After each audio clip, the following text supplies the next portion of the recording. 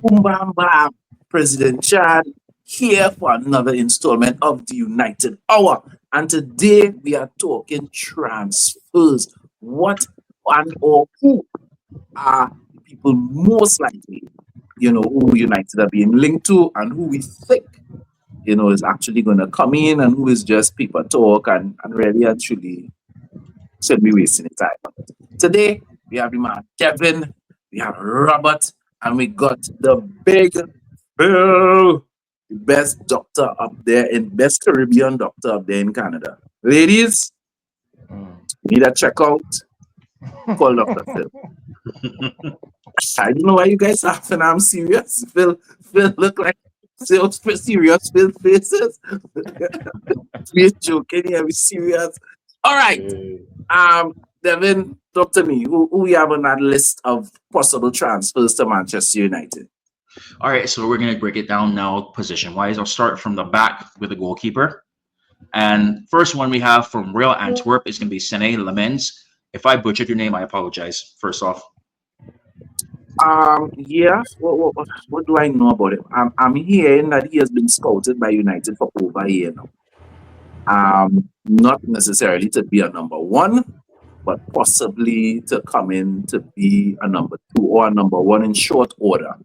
The belief is that he should be a starting goalkeeper in a season or two. So, talk to me, guys. Talk to me, Robert. Talk to me, Phil. What do you all think about this transfer? I know Phil just want anybody besides Onana at this stage. They could bring a dog that could keep Phil a ticket right now. We could bring in Carrier. We could bring Loris Karius, and he would still say he's better too. Yeah, sure about that. Yeah, so talk to me, Robert. How you rank this transfer? Likely? Yeah. I give it a 5 out of 10. A 5. 5 out of 10. Yeah, I think we could go there. Since we've been scouting this dude for over a year, I think it's likely. If I'm not mistaken, I hope I'm not wrong. I think his transfer is like under 20 million. I don't think it's a very expensive because he's still considered a fairly young goalkeeper. So yeah, I think I'll rate it a 5 as well. David? Yeah, I would have to give it probably 6 or 7 out of 10 right now. The fact remaining, the other options that we have are going to cost a lot of money, and they're older in age. And then on top of that, we need somebody to come in right now to give cover for Onana while he's injured. Because right now our number one is probably going to be Tom Heaton. So we shall see. Yeah, because Brian be on his way out. Phil just 10 out of 10 because he just won our next goalkeeper. So I'll get in.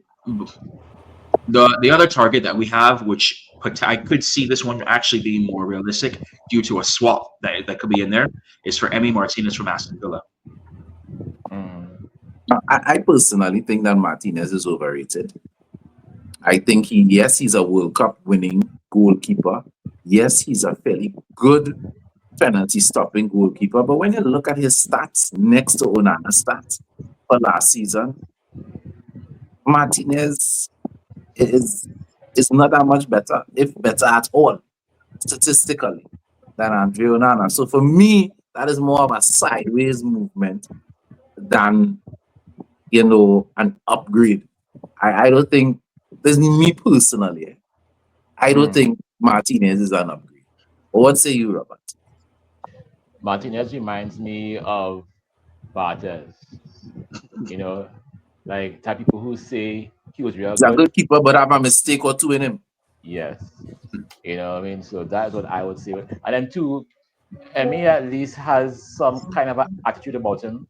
At least when he speaks and he brags, usually he will back it up.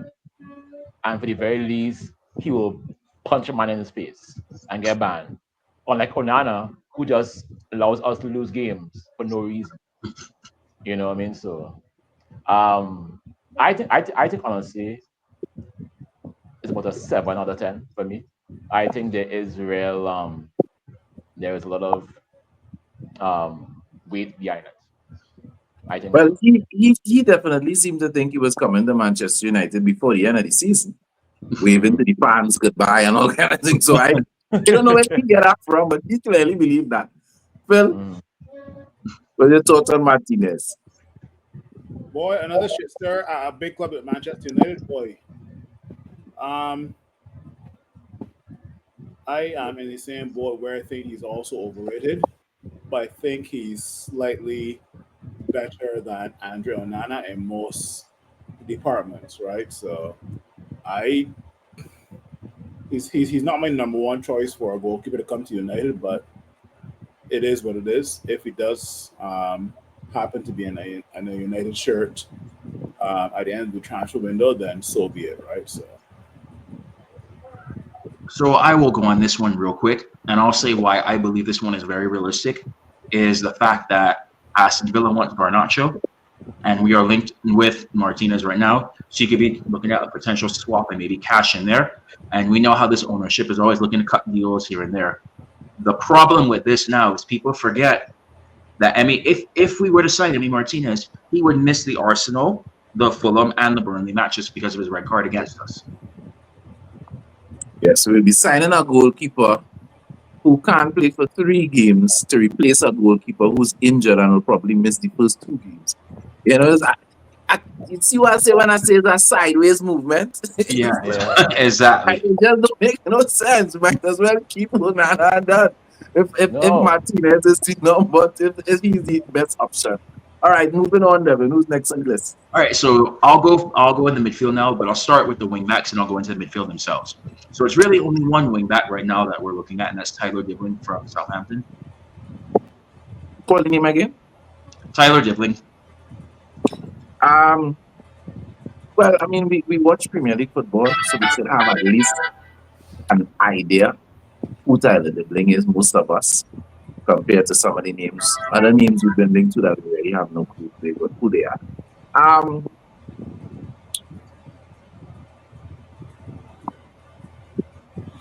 unless we get in Tyler Dibling at a real seal of a deal, I'll give this about a 4 out of 10. In terms of do I want him at Manchester United? No.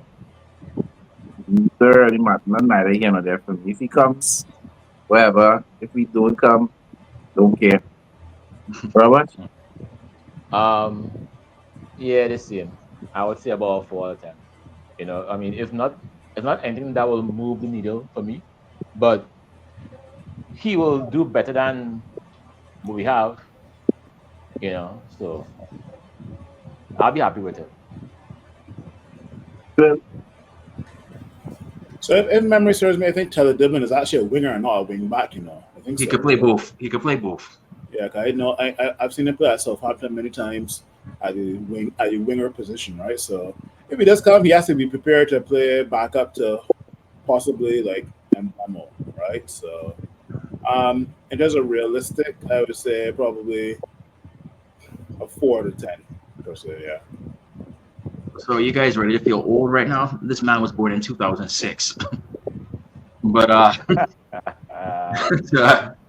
to give it a realistic rating right now, I think it's probably a 2 out of 10 because we have other priorities that are needed. And of course, Manchester United is skint right now thanks to the Blazers ownership. I don't really see it happening that much. But we got to move on to our next midfielder, and this is a name that seems to be popping up all the time now. Xavi Simons from PSG. However, he was on loan at RB Leipzig this past season.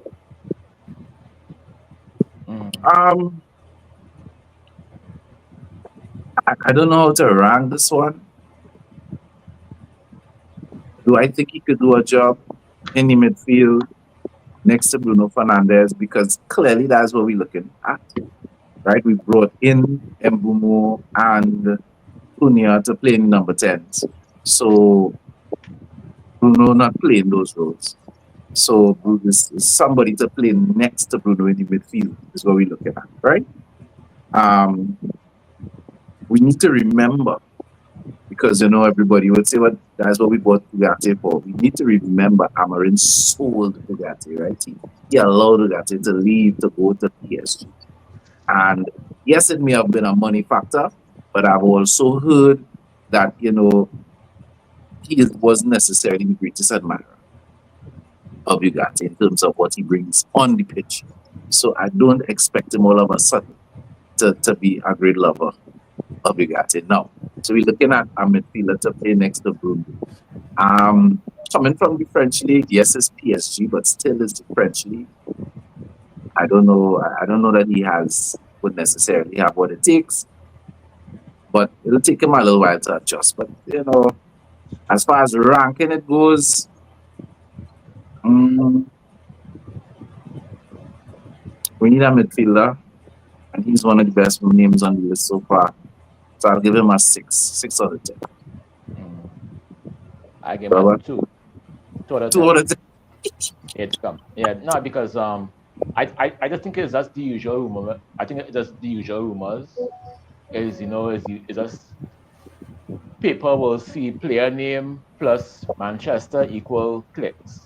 So they'll just throw whoever name there and that's, I mean, I don't think that there's any real truth to this. I think it's just talk. My problem with Javi Simons is that the people have said that he has all this potential and all this talent, but yet, he always on loan, he always somewhere, and he should be a lot put along in his career by now. Should be starting for PSG. Yeah, so you're still on loan, but yet you have all these, people saying how good he is now. But yet I mean, if he was starting for PSG, I don't think we could afford him. But all right, right, I feel I understand where you're coming from. yeah. Phil? It's unrealistic in my opinion because Chelsea and Barcelona are looking at him as well. It's more realistic for those two clubs. I'd say a 3 out of 10 for this here. This reminds me. You remember that in the 2010s, we'd always be linked with a certain midfielder called Wesley Sneijder? Correct. This is what this reminds me of all over again. I don't see this happening at all. How much he has been monitoring him now, Devin? How much he has? I'm not sure. The only one I think has been longer in recent memory is Frankie de Jong. But anyway, this one I give it a 1 out of 10. I just don't see it happening. I have to be realistic. Now, for another midfielder coming in now, we have Adam Wharton from Crystal Palace, who just came off an FA Cup winning run. Yeah. Now, I've been digging a lot into Amarin's system, into the kind of players he likes.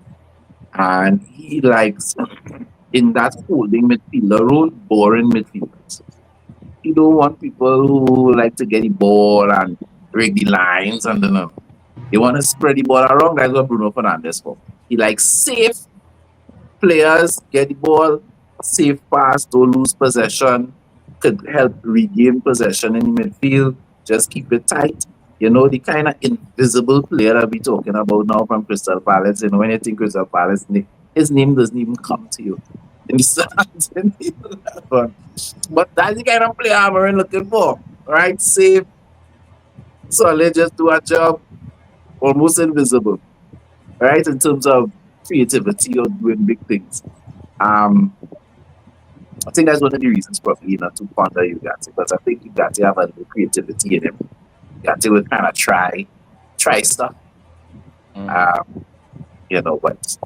we'll see how it goes. Crystal Palace, midfielder, Premier League proven. So far, when you look at our purchases, that seem to be focused. So I'll give it a 5 out of 10. Yeah, I think a 6. I think if we can buy him, we will. I mean, I think it will cost, and because it's us, I think they may try to hit us at 50 mil because it's us, because we paid Mbuemo 75 or 70, sorry, 70. We paid yeah, but all the players that went so far, kudos. They were leading goal scorers in the Premier League. Yeah, Mbuemo, guy who Ilanga. All of these guys are creative guys. I mean, Right. you can't come with a solid yes, but at best basic midfielder and Mm-hmm. say 50 million. I mean, come on, that's crazy. Yeah, but they would. But as Because, you say, Manchester United, who knows? Why wouldn't they try? of course, we have money. Phil? According to them. If memory serves me, Crystal Palace are did they go into Europa or they dropped down to the conference? As of now, they're Conference League, but they're trying to get back to Europa. Okay, so this could definitely be a major factor if Correct. players like Eze and John Mateta Philippe and even this guy Wharton are part of the squad next season, right? So based on what's happening right now, the conference, um, Adam Wharton leaving definitely could be an 8 out of 10. But in terms of coming to Manchester United, boy, that's a bit unrealistic in my opinion. I would say it's about a 3 out of 10. I will have to disagree with you on this one, Phil. Out of all the transfers, and I've seen the way how Manchester United is operating, we are forgetting something. We're forgetting about the homegrown rule. Our outgoings, I think, 3 out of the. So you look at Rashford, homegrown. Sancho, homegrown. Garnacho, homegrown. Don't forget we also offloaded Scott McTominay last season, homegrown. Yeah. We need to get homegrown players into the squad as well who could also have an effect on the squad. I've looked up his transfer value. According to websites online, Adam Wharton is worth 45 million pounds, that is. So realistically, I mean, it's going to be tough, but apparently they've been doing good this off season with coming out with installments. So you figure if you do 50 million, pay if you can get over 4 years, you're paying roughly 12, 13 million a year out of it. I could see that being doable, and he is a good age at 21, so you can get a good longevity out of him as well. Or if not, you sell him when he's 25, and you can make a good amount on that as well too. So this one, I could really give it a 7.5 out of 10 possibility. Yeah. That's why I was above 5. I think it have a good chance of that. Well, some listen. But now, so the position that I think we've all been waiting for, and the names we have the most for is striker right now. So I will start with the one Big Phil's favorite, Nicholas Jackson from Chelsea. Hell no! Hell no! 0 out of 10. 0! No. We don't need to be financing Chelsea because let Arsenal do that, man. Arsenal are good at financing their in air quotation mark rivals, Chelsea. So nah, man. 100 mil. Nah, I'd rather spend 100 mil on two players or I'd rather spend 10 million on a dog Yeah. and get a new mascot than Nicholas Jackson. Yeah. We're all in agreement on this one. We don't want this one. And name the dog advanced talks. Monitoring. So I hate to be this guy right now, but I know we could talk about this for days. But let's talk about some more realistic targets now. Moving on to the next one, we've got Dusan Vlahovic from Juventus, who I believe is a free agent as well. Yeah. He's a free agent. His contract so. went out, or Juventus let him go. Juventus let him go. Yes, I don't think he out of contract. he was playing for Juventus in the Club World Cup just now, no? I thought. Well, it's something like that. I could swear that he was out, or either way, he last played at Juventus. But moving on from that. Yeah. Okay. Now the reality is he better than Hoyland, but at this rate, I think if I put back on my spikes, I might be better than Hoyland. So saying he better than Hoyland is not really And as somebody like me, unlike Devin, who plays football, I haven't played football in a very long time. So if I could be better than Hoyland, saying he better than Hoyland ain't saying much. But I like Vlahovic. I do. I know there's talk about Sancho to Juventus. So, I don't know. Um, but because of the other names on the list that we're going to get to, I'm going to rank this under five. I'm going to rank this as unlikely. 3 out of 10. Because I think some of the other names on the list, if I was Amarin, I would more want those names on the list. But no, I wouldn't mind Ravage. I just say I wouldn't mind him, but I don't think it's going to work out. So we will move Yeah. on to the next one then. Well, let me just see how Robert and Phil think about it. For whom? Vlahovic? Vlahovic. I I take him. He was good like 2 or 3 years ago. He has dropped in quality, not significantly, but he's not be the same Vlahovic that we saw when he was at, I think it was Fiorentina. Um, I I take him if he's on a free. I mean, he's 20, what, 25 years old. Um, but I mean, you gotta ask the question for some of these players that are coming on a free or their contract is not being renewed. Why the club is not Yeah. renewing their contract, right? So And just one thing I wanna jump in there. When last has an Italian striker, any Italian striker for any club, come into the Premier League and done bits? Can any of you tell me when last? Normally we get You get strikers from midfielders, Germany. midfielders from Italy are usually the good ones. So, Who? so I was trying to think of an Italian. Like I can think of it like what was it? Jorginho was a midfielder. Yeah. No, I'm talking specifically strikers. Yeah, that's what Um, I'm trying to think. I'm trying to think like yeah, any good Italians. guys that What come to position the was it? Premier League, yeah, and hit the ground running are usually from Germany, German league. I don't mean Germans, but the German league or from the French league.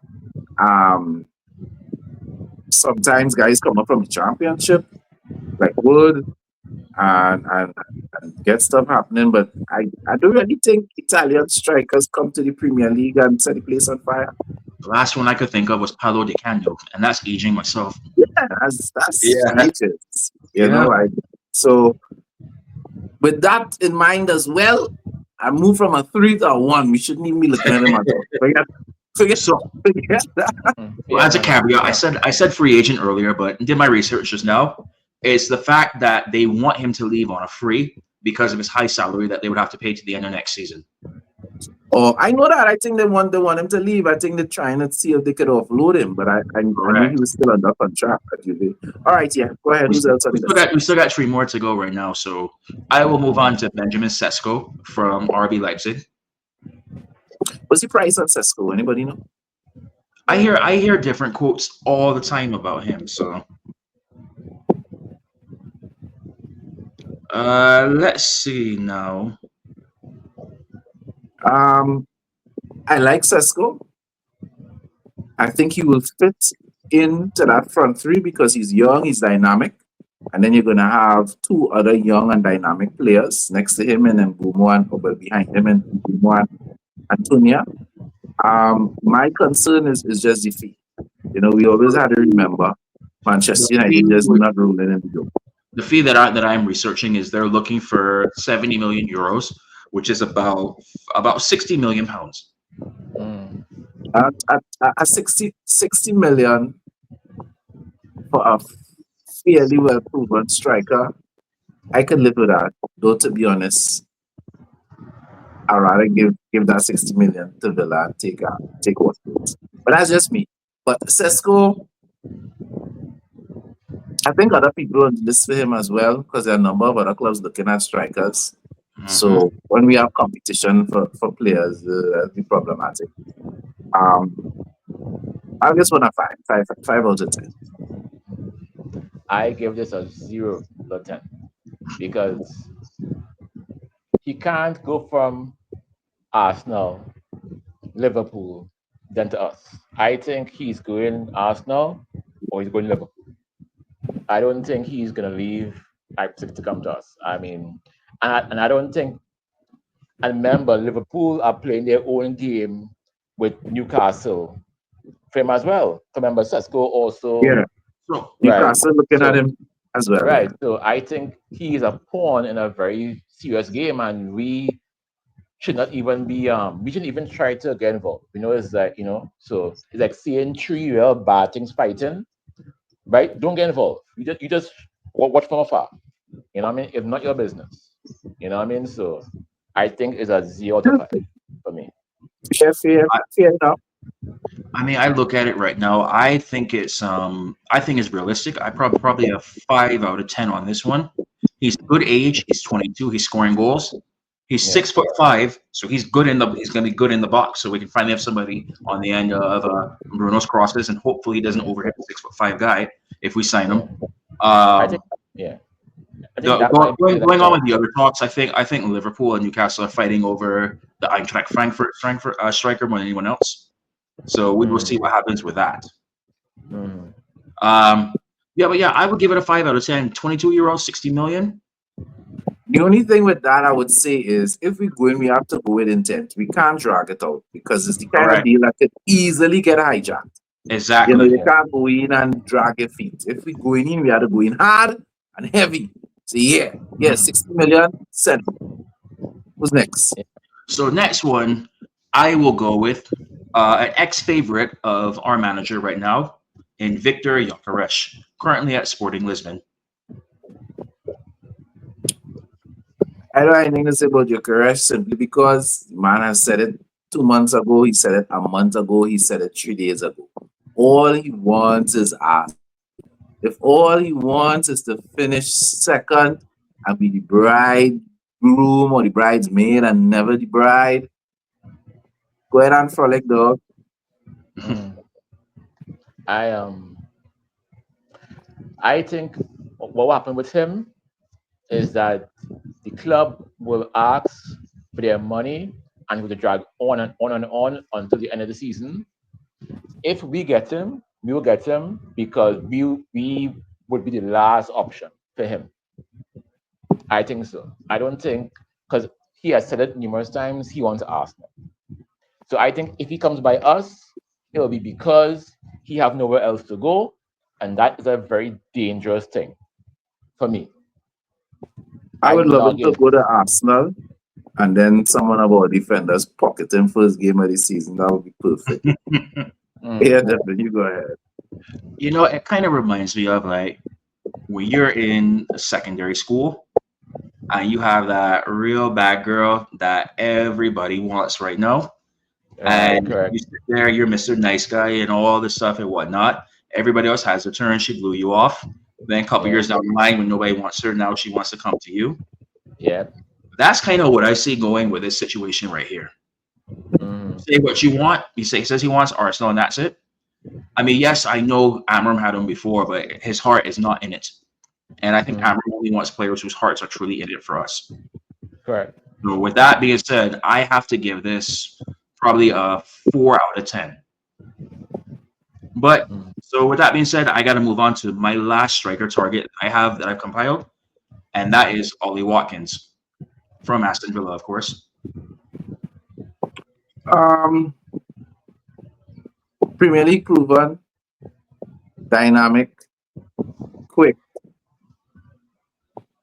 goals and assists, consistent in the Premier League. I would definitely take Somali Watkins.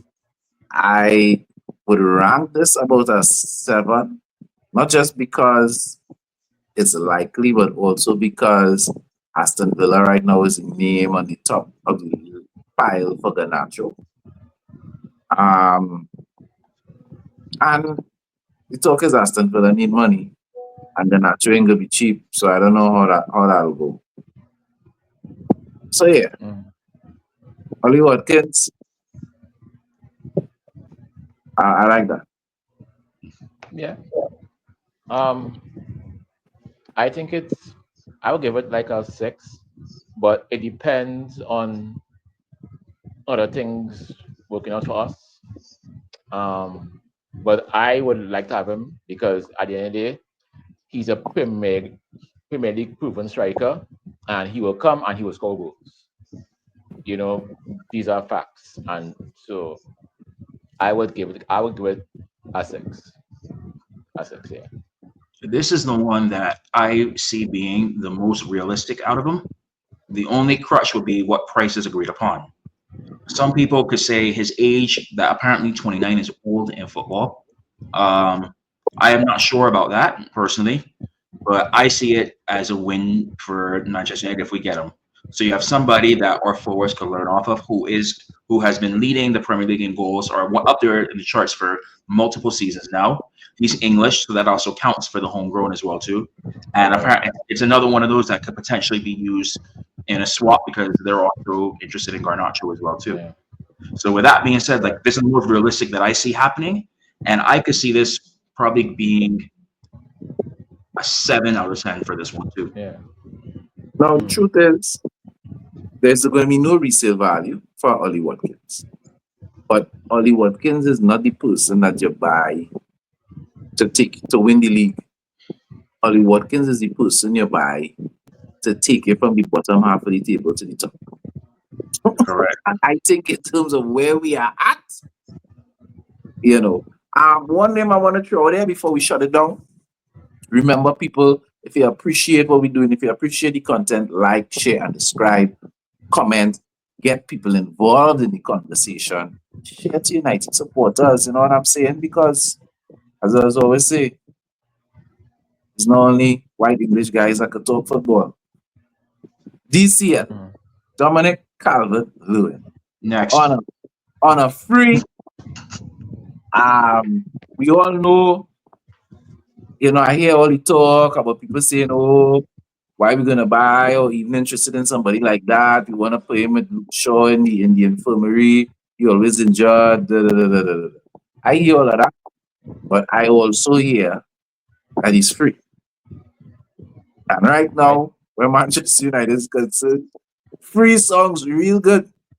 And in my opinion, free, low wages, if he can even regain some of the form he had prior to his injuries, that would be a real good point. If he can't, it's not going to be that much to cut a player like that. You know what I mean? It's not going to cost. You're not going to lose an arm and a leg, as we are currently with players like Sancho and Rashford and that. Yeah. So I think he's worth considering. Not necessarily to run and go for as your first option. Obviously, we want people like Watkins and Sesko to be on the top of the list. But depending on how the transfer window goes, he is somebody I would consider. What say you, gentlemen? The only way that I see him, that I could see it working out, is if we already have an established striker signed as well. So we need to sign 2 forwards for that, and he could be covered for that. But to ask him to be leading the line, no, I don't think his body is up for that. And so you'd be putting a huge gamble on that, because if he gets injured and he's our main striker, we're back to the same situation that we have last season, where we cannot finish. But we already have a backup in Xerxes. I don't think any of us want to see Xerxes sold. I mean, well, I don't want Xerxes played as a striker. I want him in the position right behind the striker. But that's another topic for another time. But the only way I see Calvert-Lewin, and also I don't know what his wages are going to be like, but his wage demands cannot be high. I don't care if he's coming on a free. Of course. If it's high wages, we're not interested. It might have to be like a performance-related contract, because if that were the case, why hasn't any other Premier League club gone after him yet? For the same reasons I said, everybody concerned about those things. Robert, what are your thoughts? Would you have some DCL?